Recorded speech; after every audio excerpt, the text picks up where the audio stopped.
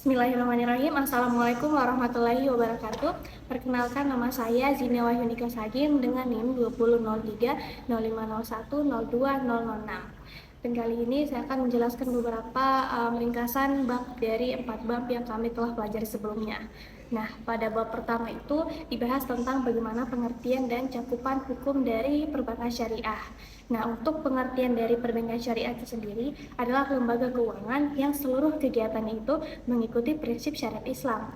Landasannya itu meliputi Al-Quran, Sunnah, Fatwa, DSN MUI, serta Undang-Undang Perbankan Syariah yang menjadi dasar legalitasnya di Indonesia. Untuk cakupan lembaga keuangan itu terdiri dari Bank Umum Syariah atau BUS atau Unit Usaha Syariah atau UUS dan juga BPRS. Nah, ketiganya ini menjalankan fungsi penghimpunan dana dan penyaluran dana dengan mekanismenya yang menghindari dari maghrib, yaitu riba, gharar, dan maisir. Nah, dalam perkembangannya juga perbankan syariah itu hadir sebagai respon terhadap kebutuhan masyarakat yang menginginkan sistem keuangan yang tidak hanya aman secara hukum, tetapi juga sesuai dengan syariah Islam, nilai-nilai Islam. Lanjut di bab kedua, yaitu bentuk-bentuk hukum perbankan syariah. Nah, pada bab kedua ini menjelaskan bahwa perbankan syariah itu berdiri di atas dua sistem hukum. Yang pertama tentu saja yaitu hukum Islam yang menjadi sumber prinsip syariah, dan juga penerapannya itu dibantu oleh fatwa DSN MUI dan pengawasan dari DPS atau Dewan Pengawas Syariah agar setiap transaksi dan produk bank itu sesuai syariat Islam. Nah, yang kedua, selain dari sisi syariahnya, lalu itu hukum positif atau hukum negara. Nah, ini mencakup undang-undang yang mengatur struktur kelembagaan, tata kelola, perizinan, operasional bank, serta pengawasan dari lembaga otoritas jasa keuangan atau OJK. Nah, kombinasi dari dua bentuk hukum ini memberikan bank syariah sebagai dasar syariah sekaligus perlindungan hukum nasional juga. Nah, pada bab kedua ini juga itu menguraikan berbagai akad yang digunakan seperti akad murabahah, salam, istisna, mudharabah, musyarakah, ijarah, wadiah, dan juga akad qard. Nah, setiap akad itu memiliki fungsi masing-masing sebagai alternatif dari sistem bunga agar transaksi itu tetap halal dan juga terstruktur. Nah, yang ketiga, bab ketiga itu tentang sumber dana perbankan syariah dan juga kegiatan usaha. Nah, bab ini membahas tentang sumber dana bank syariah itu sebenarnya dari mana saja. Nah, untuk dana dari bank itu berasal dari modal inti, penghimpunan dana masyarakat, melalui juga giro, tabungan, dan deposito, serta dana yang berbentuk titipan yaitu wadiah dan juga investasi mudharabah. Nah, selain itu, bank juga mendapatkan dana dari hubungan antar bank dan berbagai sumber syariah lainnya. Nah, kegiatan usahanya itu mencakup penghimpunan dana dan juga penyaluran dana dalam berbagai bentuk pembiayaan. Ada pembiayaan bagi hasil seperti mudharabah dan juga musyarakah.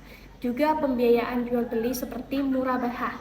Pembiayaan pesanan seperti salam dan istisna, juga pembiayaan sewa melalui ijarah, dan serta layanan qard dan hawalah untuk pengalihan utang.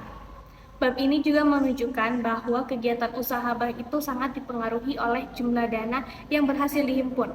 Nah, semakin besar dana yang masuk pada bank, itu semakin luas juga kapasitas pembiayaan yang bisa disalurkan secara produktif dan tetap sesuai syariah untuk menjalankan fungsi dari bank itu sendiri. Bab keempat, perkreditan pada bank konvensional dan juga bank syariah. Nah, bab terakhir ini membahas bagaimana perbedaan sistem kredit pada bank konvensional dan juga pada bank syariah. Nah, dalam sisi bank konvensional terlebih dahulu. Nah, untuk kredit itu menggunakan bunga yang menjadi kewajiban dari debitur. Perjanjiannya disusun melalui berbagai klausul seperti prestibonsamen, ketentuan maksimum kredit, dan juga jangka waktu, bunga, agunan, dan asuransi. Nah, seluruh mekanismenya itu berlandaskan pada KUHP Perdata. Nah, masuk pada sisi bank syariah. Kalau bank syariah itu menggunakan akad pembiayaan seperti mudharabah, musyarakah, murabahah, salam, istisna, dan juga ijarah.